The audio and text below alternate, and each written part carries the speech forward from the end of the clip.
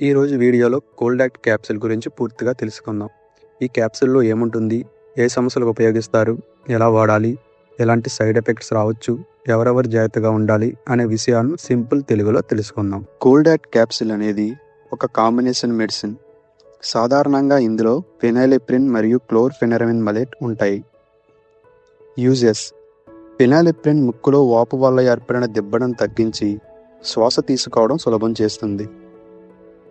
క్లోర్ఫెనరమిన్ maleate ఒక anti allergic medicine.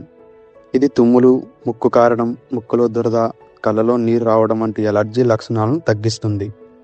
Dosage: ఈ మందును డాక్టర్ సూచించిన మోతాదులోనే వాడాలి. క్యాప్సూల్ను నవలకుండా లేదా పగలగొట్టకుండా పూర్తిగా నీటితో మింగాలి. భోజనం తర్వాత తీసుకోవడం మంచిది. డాక్టర్ చెప్పిన మోతాదు కంటే ఎక్కువ తీసుకోవద్దు. 3 నుంచి 5 రోజుల తర్వాత కూడా లక్షణాలు తగ్గకపోతే లేదా మరింత ఎక్కువైతే డాక్టర్ను సంప్రదించండి. సైడ్ ఎఫెక్ట్స్: ఈ మందు వాడిన తర్వాత కొంతమందిలో నిద్రమత్తు, తల తిరగడం, నోరు ఎండిపోవడం, వికారం, వాంతులు, తలనొప్పి వంటి సైడ్ ఎఫెక్ట్స్ కనిపించవచ్చు. ప్రికాషన్స్: ఈ మందు నిద్రమత్తు కలిగించే అవకాశం ఉంది కాబట్టి క్యాప్సూల్ వేసుకున్న తర్వాత వాహనం నడపడం లేదా యంత్రాలు ఆపరేట్ చేయడం మంచిది కాదు. ఆల్కహాల్తో కలిపి తీసుకోవద్దు. నిద్రమత్తు మరింత పెరిగే అవకాశం ఉంటుంది.